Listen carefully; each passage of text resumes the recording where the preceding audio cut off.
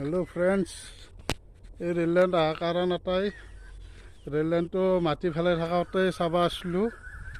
এতিয়া মাটি ফেলোৱা হ'ল, বস্তুটো আজি বহুত দিনৰ মূৰত আলোঁ। ৰেল লাইন বৰ্তমান বনোৱাই হ'ল। এয়া মোৰ পিছভাগে ৰেল লাইন আছে।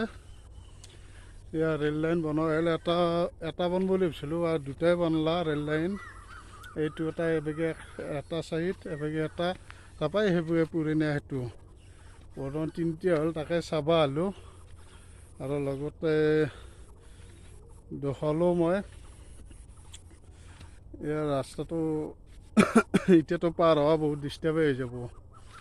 মানুহ এতিয়া আমাৰ এপানে আপ ডাউন কৰা ৰাস্তা আছিল, এতিয়াতো ৰাস্তাটো মাৰাই যাব। বহুত বঢ়িয়া হৈছে। এয়া কাম কৰা এইগিলা বহুত আগত কাম কৰি আছে। বৰ্তমান এখন এক জেগাত নাই, থাকলি দেখাব পাৰিলোঁ কাম কৰা ৰাস্তা ৰেল বনোৱা। এতিয়া বহুত দূৰত আছে, তাকে ইয়াত নাযাওঁ।